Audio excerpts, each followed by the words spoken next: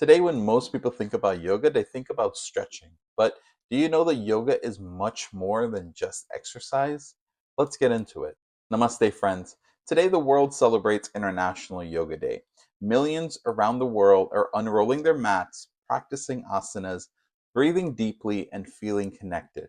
But today, I want to invite you on a deeper conversation, one that goes beyond the body and into the heart of yoga itself. So let's work through this together. So, what is yoga really? The word yoga comes from the Sanskrit root yuj, which means to yoke, to join, to unite. But it's not just about uniting your head to your knee or your fingers to the floor. Yoga means union with yourself, not the self that society tells you should be, but the eternal self, the Atman, untouched by fear, stress, or ego. The Yoga Sūtras of Maharishi Patanjali say, Yogaś citta-vṛtti-nirodhaḥ. Yoga is the stilling of the mind's fluctuations. In other words, yoga isn't just movement, it's mastery of the mind. Let's be honest, in the West and increasingly around the world, yoga has become something you do in stretchy pants with a water bottle and a playlist. And while physical health is important, the ancient sages did not spend lifetimes meditating in forests just for a six pack. Yoga was never about the perfect pose, it was about perfect presence. It was a path to liberation, a guide for navigating the pain, pleasure, confusion, and chaos of human life.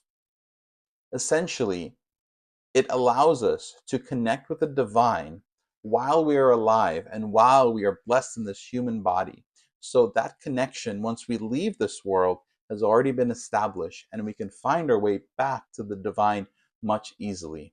In the Bhagavad Gita, it says, Samatvam yoga uchyate. Yoga is balance, equanimity of the mind.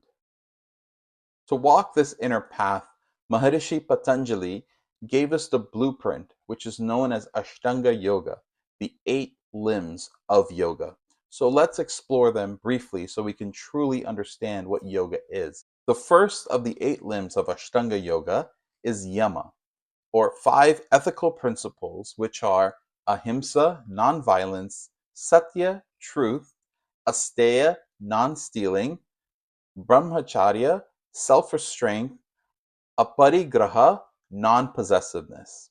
And the second layer is Niyama, which are 5 personal disciplines, which is saucha, purity, santosha, contentment, tapas, discipline, svadhyaya, which is self-study, and ishvara pranidhana, which is surrender to the divine. Next is asana.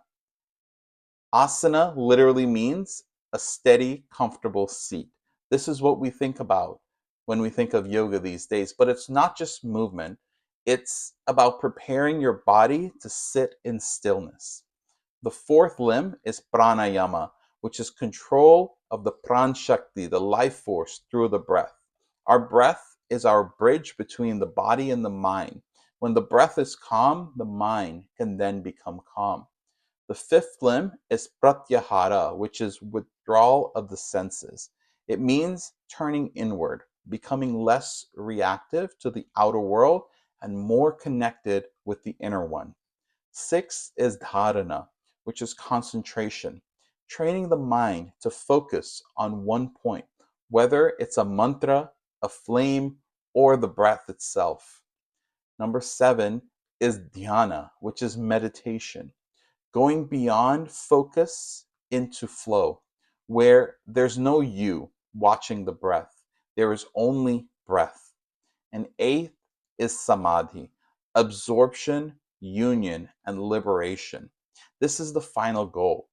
The drop realizing that it was always the ocean. As the sutras declare, tada drastuhu svarupe vasthanam, that then the seer abides in its true nature. So, what does this mean for you right now? It means yoga is not limited to your mat. Yoga is how you speak, yoga is how you listen, yoga is how you handle conflict, anxiety, heartbreak, and even hope.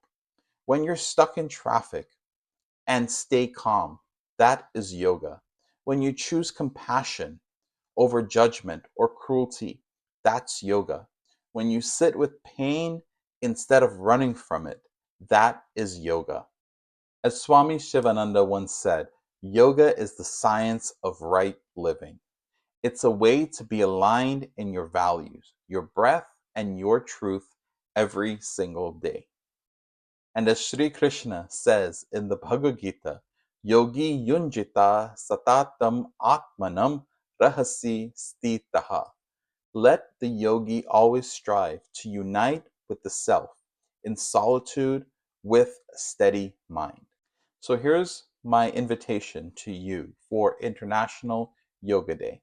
Don't just do yoga, live yoga. Start your day with one deep breath of gratitude. Speak one less word in anger. Practice one moment in silence before reacting.